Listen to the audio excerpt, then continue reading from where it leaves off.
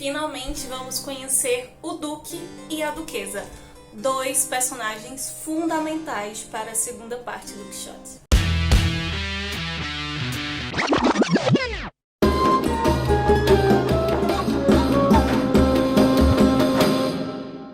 O que temos para hoje, Sanchos e Dulcineias? Eu sou a Larissa Bertolini e você está no Uma Garota Quixotesca, um canal que se propõe a tratar de literatura e especificamente no episódio de abril da jornada de leitura conjunta do Dom Quixote. No ano de 2020 nós começamos a ler esse livro em algumas parcelinhas de capítulos e vamos juntos terminá-lo ao final de 2021. Hoje nós vamos comentar as leituras dos capítulos 27 ao 31 da segunda parte,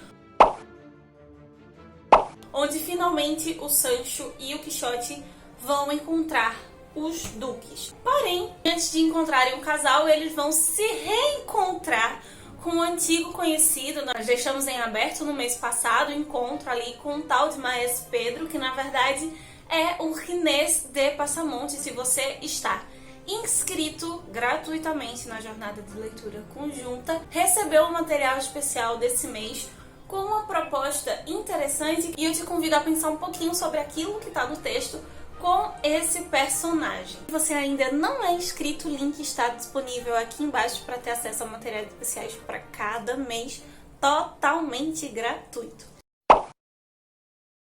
Esse reencontro com o Ginés de Passamonte, apesar do Quixote e do Sancho não saberem em si que era ele, me fez pensar um pouco sobre a relação da graça no Quixote. Pensemos que em 1615, quando Cervantes lança a última parte do Quixote, já temos praticamente um século que Lutero apresentou suas 95 teses para o mundo. Em 1521 é quando ele de fato é excomungado, quando ele rompe totalmente com a Igreja Católica. E nesse período a Espanha não é apenas um império poderoso em quesitos econômicos ou sociais. A Espanha é um dos grandes redutos do catolicismo na Europa, é onde a Inquisição vai demorar mais tempo ali em vigência. Muitas vezes o barroco ele já é associado diretamente à arte sacra, à arte religiosa, exatamente porque foi uma estética bastante utilizada pela Contra-Reforma, pela Igreja Católica, para combater essas ideias vindas tanto de Lutero quanto de Calvino e outros grandes homens do século XVI. Isso faz com que posteriormente, já no século XX, o Quixote ele seja retomado por artistas como a geração de 98, que nós vamos falar um pouquinho mais detalhadamente sobre ela em uma das resenhas do próximo mês. Retomar o Quixote como símbolo desse cristianismo, mais propriamente deste catolicismo ibérico, como esse homem que tenta voltar a esse período ideal, esse período perfeito, que seria esse período onde a igreja não teria ninguém apontando os seus erros e defeitos. No século XX, esses artistas vão trabalhar o Quixote tanto como símbolo de uma questão social, de uma questão existencialista, mas também de uma questão de fé, de parâmetros ali que estão sendo rompidos, estão uma vez mais em crise. E se a gente volta para o Ginés de Passamonte, a primeira vez que ele se encontra com o Quixote dá a graça, né, de presente, dá de graça a salvação, a libertação ali para aqueles homens, e ele retribui de um modo um pouco grosseiro, para dizer o mínimo, né? Ele incentiva os outros ex-prisioneiros das galés a torturar, a bater ali o Quixote, deixando-o quase morto. E ao invés de buscar uma redenção, uma nova vida, ele continua no mundo do crime, volta agora como charlatão, tentando enganar as pessoas, cruza novamente com o Quixote no seu caminho. Inconscientemente o Quixote lhe pune, lhe dando uma nova chance de redenção. Interessante que justamente após a saída, após o desaparecimento por uma segunda vez do Ginés de Passamonte, o Quixote vai apresentar 4 verdades, 4 razões que eram medievais, são parte do seu ideal enquanto cavaleiro andante, que representam os ideais medievais, no entanto que seguem durante o barroco, seguem durante esta era moderna, repaginados por parte da influência dos burgos, não existe mais o feudo, e segundo dessa liberdade ou pretensa liberdade religiosa que se tinha no momento. A fé, a vida, a família e a terra como uma coisa só e o rei, que eram defendidos antes no medievo, né, enquanto a fé católica, e agora segue da mesma forma com a fé protestante, já que parte desses países acabam adotando esta fé, às vezes mais por uma questão política mesmo, de liberdade econômica, né, de se desvincular do poder papal, econômico, social, do que necessariamente uma questão de doutrina, uma questão religiosa.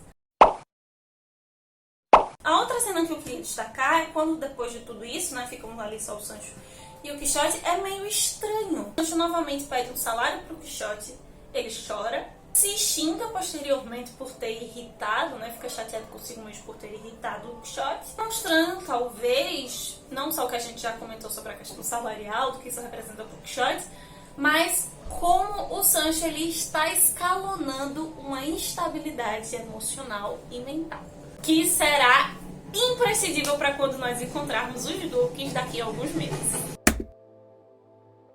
E para o desafio eu vou insistir mais uma vez no Ginés de Passamonte. Esse homem perigoso, misterioso, estranho, que surge e aparece do nada, como, né, a representação do gatuno que ele mesmo é. Eu faço a seguinte proposta no desafio desse mês. Se você tivesse a pena de Cervantes por alguns dias, por alguns momentos, como você escreveria a continuação da vida do Ginés de Passamonte?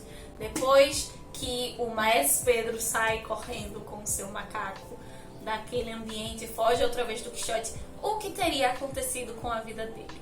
Você pode comentar tanto aqui embaixo nos comentários, quanto no post lá no Instagram, que é direcionado para isso. Se você ainda não nos segue no Instagram, é só procurar @umagarota_quixotesca. Lá você tem os desafios das jornadas de leitura conjunta, você acompanha alguns comentários, as nossas leituras, materiais extras, sugestões de livros, um pouquinho mais dos detalhes que a literatura nos proporciona no cotidiano. Para finalizar, eu queria comentar um pouquinho mais sobre a Duquesa. Eu vou pedir a licença e dar minha liberdade de já te dar alguns spoilers ou anteceder algumas questões que nós vamos ver no próximo mês. Como essa não é a minha primeira leitura do Quixote, eu já li algumas vezes, eu já tenho leituras prévias desses capítulos. Fica aqui o comentário também para já te preparar e trazer algumas perguntas que nós podemos fazer e já chegar com algumas questões levantadas para as leituras do próximo mês. Em maio nós estaremos lendo os capítulos 32 ao 36 da segunda parte. A Duquesa, sem sombra de dúvida, é uma das mulheres mais importantes da obra. Eu diria que da segunda parte ela é a personagem fundamental, não só feminina, mas de tudo que vai ser desenvolvido para o Sancho e para o Quixote. Todos os trajetos ali vão girar em torno da Duquesa. Ela é uma das personagens mais inteligentes, mais sagazes, não necessariamente sábias, né? Ela tem ali algumas questões de futilidade, de ego, que são propulsoras daquilo que ela vai desenvolver nessa segunda parte do Quixote, tanto na presença quanto na ausência do Sancho e do Quixote. O primeiro ponto interessante é que nós quase não vemos o Duque e quase nunca o vemos tomando uma atitude. Ele vai sim ter algumas atividades, mas o destaque que Cervantes acaba construindo realmente é da Duquesa, quem arquiteta as coisas, quem conversa, quem analisa as situações, quem consegue arrancar algumas coisas ali do Quixote e do Sancho, é sempre a Duquesa. Ela se mantém próxima o suficiente dos servos. É claro que ali a gente já não tem mais um período medieval, a relação de vassalagem não é mais a mesma, é diferente, ainda existe sim uma hierarquia, mas a forma como ela lida com as criadas, como ela se apresenta, se relaciona com elas, também a auxilia não só a manipular as empregadas, mas ter todo esse controle da situação, do que acontece fora e dentro da sua fortaleza. Ela é a primeira personagem nesse segundo momento que nós vamos ver no próximo mês, tanto dentro do castelo quanto depois mesmo, quando o Sancho está na sua ilha, que consegue ler o Sancho e entender de fato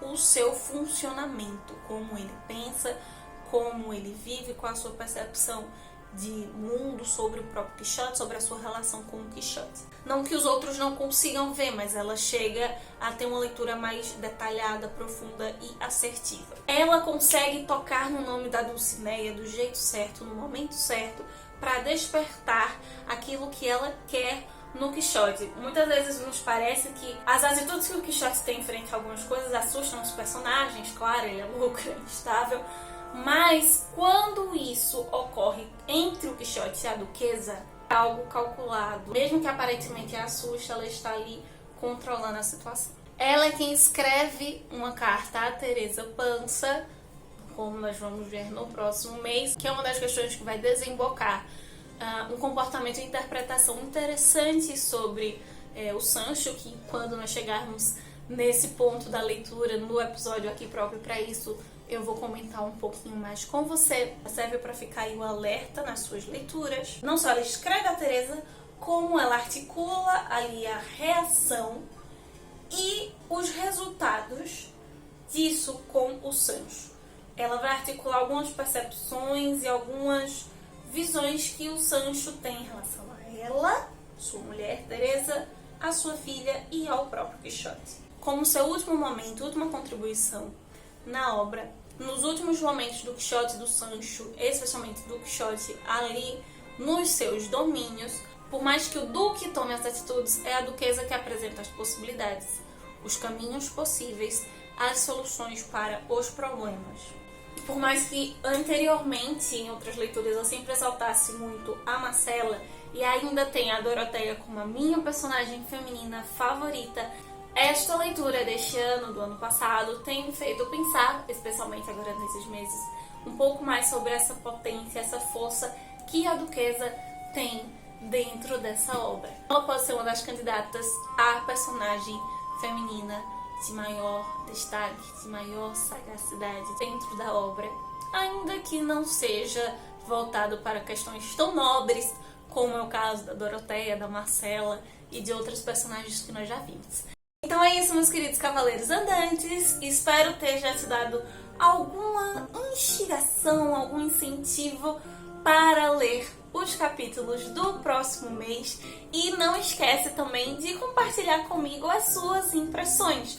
Eu acabei deixando mais a minha leitura, né, em cima do Sancho e da Duquesa, mas se tem algum outro personagem que chama mais a atenção, se você quer comentar um pouco mais sobre o Rinês, achou que eu falei pouco sobre o Quixote, tem alguma questão a levantar, algum comentário a fazer, as abas aqui embaixo de comentários estão disponíveis para isso, para a gente continuar esses debates aqui nos comentários. Te espero segunda-feira para nós começarmos uma nova sequência de livros, leituras, no mês de maio. No final do próximo mês te espero aqui também para a gente comentar as nossas leituras do capítulo 32 ao 36.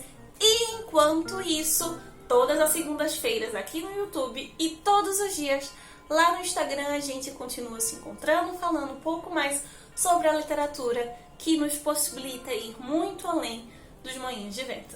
Vale!